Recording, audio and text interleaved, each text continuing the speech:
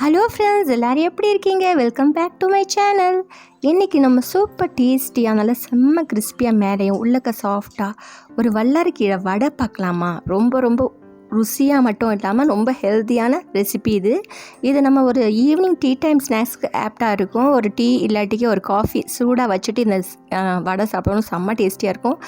இதுக்கு நான் இன்றைக்கி ஒரு கப்பு கடலைப்பருப்பு எடுத்துட்டேன். அது ஒரு 2 மணி நேரம் நல்லா 2-3 வாட்டி தண்ணி ஊற்றி அலசிட்டு ஒரு 2 மணி நேரம் ஊற வச்சு எடுத்துக்கிட்டேன்.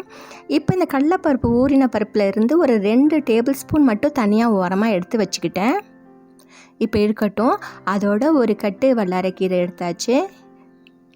இதை எவ்வளோ முடியுதோ அவ்வளோ பொடிசாக நறுக்கிக்கிறலாம்.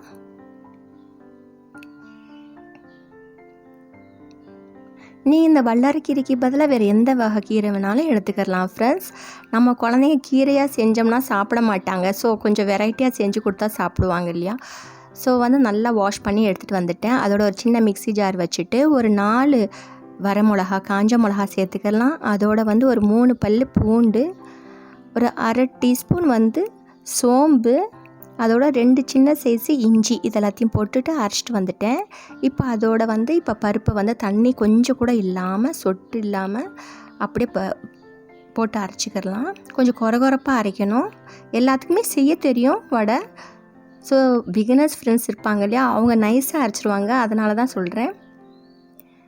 இப்போ 2 வாட்டி இது மாதிரி அரைச்சி எடுத்துக்கிட்டேன்.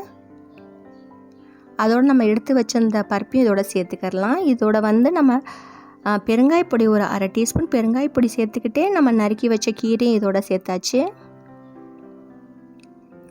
அதோட மீடியம் சைஸ் வெங்காயம் 2 சேர்த்துக்கிட்டே, அப்படி பெருசாக இருந்தால் ஒரு வெங்காயம் சேர்த்துட்டு சாப்டு வெங்காயம் சேர்த்துட்டு இதுக்கு தேவையான அளவுக்கு உப்பையும் சேர்த்துட்டு நல்லா கலந்து விட்டுக்கலாம். இதில் ஞாபக சக்தி எல்லாத்துக்குமே வல்லாரைக்கீரை ரொம்ப ரொம்ப நல்லது அப்படின்னு சொல்கிறாங்க இல்லையா? ஸோ நீங்களும் இது மாதிரி ட்ரை பண்ணி பாருங்கள்.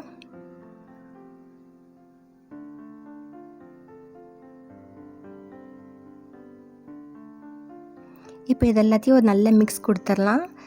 இப்போ என்ன செய்யலான்னா, நம்ம தண்ணி எதுவுமே சேர்க்கல. அப்போ கூட நம்மளுக்கு இந்த வெங்காயத்தில் இந்த கீரையில் தண்ணி வரும். ஸோ 2 டேபிள் ஸ்பூன் அரிசி மாவு, பச்சரிசி மாவு, இடியப்ப மாவு இருக்கும் இல்லையா, அதை எடுத்துக்கிட்டேன். அப்படி உங்களுக்கு வேணும்னா கூட ஒரு ஸ்பூன் கூட சேர்த்துக்கலாம். பார்த்துக்கோங்க, வடை தட்டுற மாதிரி வரணும், அவ்வளோதான். ஈரமாக இருந்துச்சுன்னா பேட்டர் இருந்துச்சுன்னா எண்ணெய் குடிக்கும். அதனால தான் எண்ணெயை நல்லா சூடாக்கிட்டு இது மாதிரி தட்டிக்கலாம். நான் எல்லா உருண்டைகளாக மொத்தமாக செஞ்சு வச்சுட்டேன். ஸோ தட் நம்மளுக்கு ஈஸியாக இருக்கும் தட்டுறதுக்காக.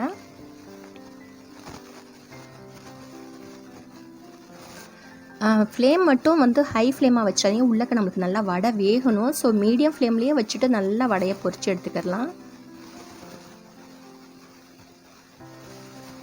ரொம்ப ஸ்லோ ஃப்ளேமை வச்சாலும் நம்மளுக்கு வடை எண்ணெய் குடிச்சிடும். ஸோ அதுக்கேற்றாப்பில் பார்த்து ஒரு பக்கம் நல்லா வெந்துட்ட பின்னாடி மறுபக்கம் திருப்பி போட்டுக்கலாம். ஃப்ரெண்ட்ஸ், இது வரைக்கும் நம்ம சேனலை சப்ஸ்கிரைப் பண்ணலைன்னா சப்ஸ்கிரைப் பண்ணி வச்சுக்கோங்க ஃப்ரெண்ட்ஸ். வீடியோ பிடிச்சா லைக் பண்ணுங்கள். ரொம்ப ரொம்ப பிடிச்ச ஃப்ரெண்ட்ஸ் அண்ட் ஃபேமிலி மெம்பர்ஸோட ஷேர் பண்ணி விடுங்க. இப்போ இது நல்லா கோல்டன் கலர் அப்படியே ஆகிற வரைக்கும் அப்படியே நல்லா திருப்பி திருப்பி போட்டுக்கலாம்.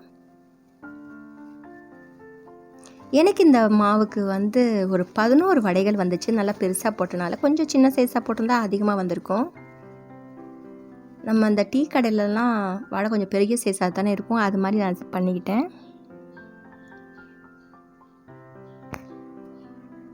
ரொம்ப டேஸ்டியாக இருக்கும். இதுக்கு சைட் டிஷ் தேங்காய் சட்னி வச்சு சாப்பிட்லாம், டொமேட்டோ கெச்சப் வச்சு சாப்பிட்லாம். உங்கள் விருப்பம்தான். ஸோ சும்மா கூட சாப்பிட்லாம். ஓகே ஃப்ரெண்ட்ஸ், தேங்க்ஸ் ஃபார் வாட்சிங் and take care. Tata, bye bye.